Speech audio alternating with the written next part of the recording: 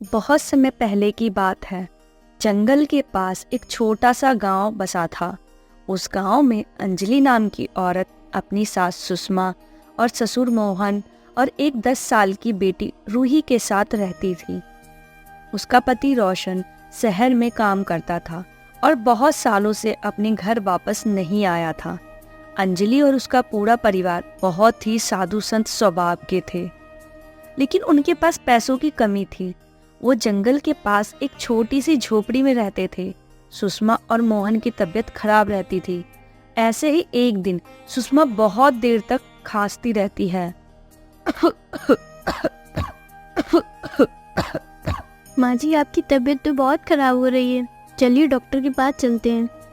अरे बेटी, मैं ठीक हूँ, बस थोड़ी खांसी ही तो हुई है।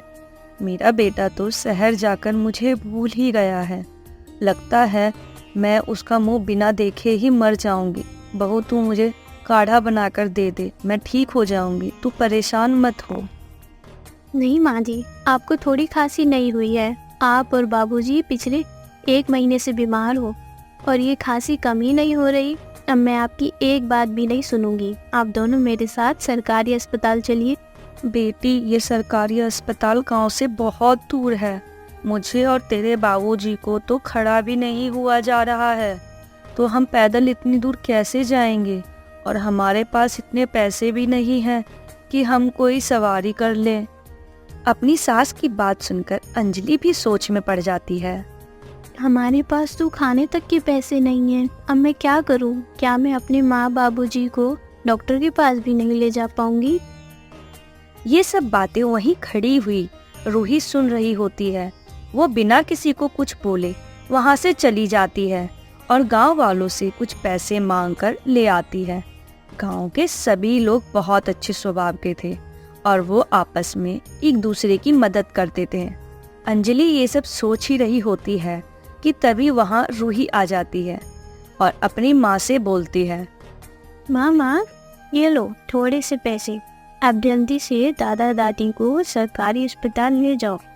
रूही, तुम्हारे पास ये पैसे कहाँ से आए? माँ, मैंने आप सबकी बात सुन ली थी, इसलिए मैं अपने आसपास के लोगों से थोड़े पैसे मांग कर ले आई। आप जल्दी से दादा दादी को डॉक्टर के पास ले जाओ। उसके बाद अंजलि अपने सास ससुर को जल्दी से हॉस्पिटल लेकर जाती है। कुछ देर में वो हॉस्पिटल पहुंच जाती है। वहां उन दोनों का चेकअप होता है। उसके बाद डॉक्टर उसे बताता है कि सुषमा और मोहन जी को लास्ट स्टेज का टीबी है। यहाँ इसका इलाज नहीं है, आप इनको शहर लेकर जाइए। इसके बाद अंजलि दोनों को घर वापस लेकर आ जाती है और खुद से बोलती है, ये भगवान, हमारे पास तो खाने तक के पैसे नहीं हैं। मैं इनका इलाज कैसे करवाऊंगी? और कई सालों से रोशन जी भी घर नहीं आए हैं। अब मैं क्या करूं? इतना बोलकर अंजलि रोने लगती है। तभी वहाँ उसकी बेटी रूही एक मुर्गी को लेकर उसके पास आती है। मुर्गी देखकर अंजलि रूही से बोलती है, रूही बेटा, तुम ये मुर्गी कहाँ से ले आई? माँ, जब आप सब अस्पताल गए थे तो मुझे बहुत तेज भूख लगी थी। मैंने रसोई में देखा, वहाँ खाने के लिए कुछ नहीं था। उसके बाद खाने की तलाश में मैं गांव के पास वाले जंगल में चली गई। वहाँ खाने के लिए तो कुछ नहीं मिला, पर ये प्यारी सी मुर्गी मुझे मिल गई तो मैं इसे घर ले आई। तो तुम इसे घर क्यों ले आई? हम इसे अपनी तरह तो भूखा तो नहीं मार सकते ना।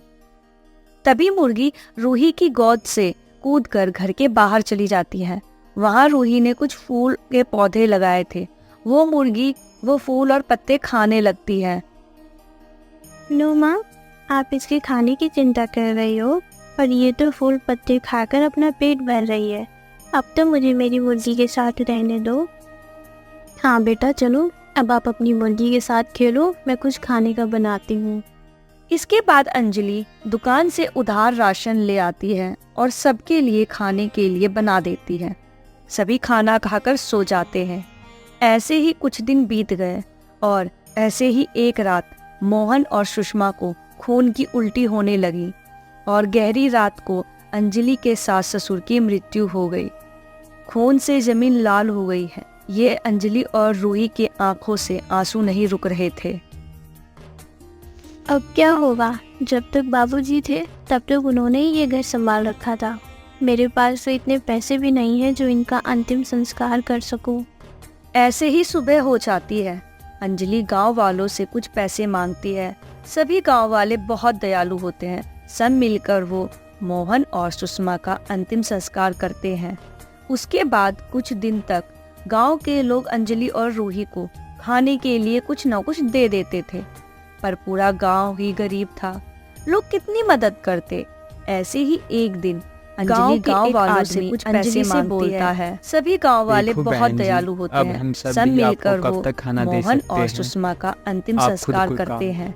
उसके बाद अंजलि गांव के लोग अंजलि और रूही को कुछ सोच रही के लिए कुछ न कुछ दे देते गांव थे, वाले भी पर सही बोल पूरा रहे गांव हैं। ही ये गरीब लोग था। मुझे और लोग मेरी कितनी बेटी मदद को करते। कब तक ऐसे खिलाएंगे? ही एक अब दिन मुझे ही कुछ गांव काम के एक ढूंढना आदमी पड़ेगा। अंजलि से बोलता है। तभी अंजलि देखो रूही बहन से जी, बोलती अब है, हम सब भी आपको कब तक रूही खाना बेटा, दे सकते तुम हैं? घर का ध्यान रखना। आप खुद कोई मैं काम- कल से शहर जाकर अपने लिए इसके कोई बाद काम अंजलि ढूंढूंगी। घर के अंजलि बाहर को बैठकर शहर के बारे में सोच कुछ रही नहीं थी। पता था शहर गांव में वाले गांव भी के सही जैसे बोल लोग रहे हैं। नहीं होते। ये लोग वहाँ मुझे और हर मेरी कोई बेटी उसका को फायदा कब उठा तक सकता था। खिलाएंगे? अब गांव मुझे के ही लोग कुछ काम सीधे ढूंढना सादे होते पड़ेगा। हैं, लेकिन शहर के तभी टेढ़े अंजलि मेढ़े रूही से उन्हें बोलती अपने है, मतलब के अलावा रूही कुछ बेटा, नहीं दिखाई तुम घर का देता। ध्यान रखना। अगले दिन मैं कल अंजलि से शहर पहली जाकर बार अपने लिए अपना कोई घर, काम ढूंढूंगी। अपना गांव छोड़कर अंजलि को शहर के बारे में कुछ शहर नहीं पता जाती था। है। शहर और में काम गांव ढूंढने के लगती जैसे है। लोग। दूसरी तरफ रूही की मुर्गी अंडे देती है। रूही उन अंडे का ऑमलेट बनाकर खा लेती है। वहीं शहर में अंजलि को एक बड़े से घर में काम मिल जाता है। देख लड़की, तुम्हें घर का सारा काम करना पड़ेगा और तुम्हारी तनख्वाह 2000 है, लेकिन वो तुम्हारे महीने के अंत में मिलेगी। उससे पहले कोई पैसा नहीं मिलेगा। अंजलि काम के लिए मान जाती है। शाम को अंजलि वापस अपने घर जाती है। तभी रूही उसके पास ऑमलेट लेकर आती है। रूही बेटा, आमलेट? तुम्हारे पास पैसे कहाँ से आए जो तुमने ये आमलेट खरीद लिया? माँ, ये आमलेट मैंने बनाया है। मेरी मुर्गी ने अंडे दिए थे, इसलिए मैंने तुम्हारे लिए अंडे का आमलेट बना दिया। अंजलि और रूही ऑमलेट खाकर सो जाती है। ऐसे ही कुछ दिन बीत जाते हैं। रूही की मुर्गी रोज उन्हें अंडे देती और दोनों रोज ऑमलेट बनाकर खा लेते। ऐसे ही 1 महीना बीत गया। माँ देखो ना, मेरे कपड़े फट गए हैं, मुझे नए कपड़े दिला दो। अपने घर की छत भी टूट गई है, अब ठंड आने वाली है, इस टूटी हुई छत से हवा आती है। हाँ मेरी बच्ची, मुझे कल तनख्वाह मिलेगी, मैं ये छत भी सही करवा दूंगी और तुझे नए कपड़े भी ला कर दूंगी। अगले दिन सेठ जी, आज मेरा 1 महीना पूरा हो गया है, अब मेरी तनख्वाह मुझे दे दो। चल जा यहाँ से, तूने कोई काम सही से तो किया नहीं है। तुझे तनख्वाह चाहिए, जा यहाँ से। सेठ अंजलि को घर से निकाल देता है। अंजलि को सदमा लगता है, उसे कुछ समझ नहीं आता। कुछ देर तक अंजलि वहीं खड़ी होकर रोती रहती है।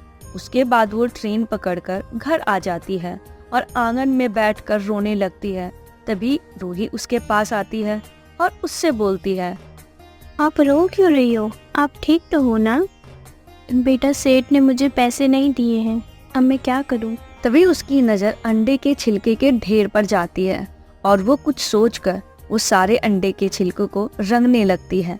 अपनी माँ को अंडों के छिलकों को कलर करते देख रूही भी अपनी माँ के साथ उन छिलकों को रंगने लगती है। थोड़ी ही देर में वो दोनों सारे छिलकों को रंग देते हैं। उसके बाद अंजलि उन अंडों के छिलकों से रूही के लिए फ्रॉक और अपने लिए एक गाउन बना लेती है। उसके बाद दोनों वो कपड़े पहन लेते हैं। अंडों की छिलकों से बनी हुई ड्रेस बहुत सुंदर दिख रही थी। माँ, ये कपड़े तो बहुत सुंदर लग रहे हैं, मैं इस कपड़ों में परी लग रही हूँ ना? रूही खुशी से नाचने लगती है। अंजलि ने सोचा, क्यों ना ऐसे ही ड्रेस बनाकर शहर में बेचूं, थोड़े पैसे आ जाएंगे। अंजलि उन बचे हुए छिलकों से कुछ और ड्रेस बना लेती है और अगले दिन उन्हें लेकर ट्रेन से शहर जा रही थी। उसी ट्रेन पर एक आदमी था जिसका नाम समर था। वो फैशन डिजाइनर था। वो अंजलि के अंडे के छिलकों की ड्रेस पहले देखता है और उससे बोलता है, तुम्हारा नाम क्या है? ये क्या पहना हुआ है तुमने? मेरा नाम अंजलि है और ये अंडों का लहंगा है साहब। मेरे पास कपड़े नहीं थे, इसलिए अंडों के छिलकों से लहंगा बना दिया।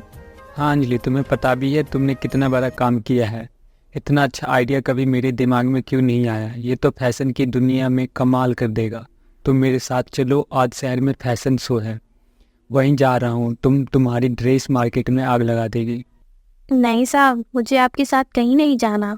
शहर के लोगों का कोई भरोसा नहीं है, अपने फायदे के लिए किसी का भी नुकसान कर देते हैं। मैंने पहले ही अपने 1 महीना बर्बाद कर दिया है और अब मैं खुद इन कपड़ों को बेचूंगी और पैसे कमाऊंगी। मैं तुम्हारी मदद करूँगा। मैं और लोगों की तरह नहीं हूँ। अगर तुम्हें मेरे पे भरोसा नहीं है तो तुम मुझे ये कपड़े बेच दो, तुम्हें इसके पूरे पैसे दे दूँगा। समर उसे अपने बैग से 10,000 रुपये निकाल कर देता है और उससे बोलता है, ये पैसे तुम रख लो, अब तो मेरे साथ चलोगी। इसके बाद समर अंजलि को लेकर अपने फैशन शो पर चला जाता है। वहां पर अंजलि भी फैशन शो में भाग लेती है और वो जीत जाती है। समर की कंपनी ने वो आइडिया खरीद लिया और उसको अपने ऑफिस में काम पर रख लिया। अंजलि बहुत खुश होती है। उसे ऑफिस की तरफ से घर, गाड़ी, बंगला सब कुछ मिलता है। उसके बाद वो गांव जाती है और अपनी बेटी को सारी बात बताती है। उसके बाद सभी गांव वालों को धन्यवाद करती है और मुर्गी को गांव वालों को दे देती है। उसके बाद वो शहर आ जाती है। शहर में आने के बाद और ऑफिस में काम करने लगती है। ऐसे ही समय बीतता है। उसके अंडे के छिलके की ड्रेस अब पूरे शहर में बिकने लगती है। अंजलि बहुत फेमस हो जाती है। उसके बाद समर उसे शादी के लिए प्रपोज करता है। अंजलि शादी के लिए मान जाती है। कुछ दिनों में समर और अंजलि बहुत ही धूमधाम से शादी कर लेते हैं।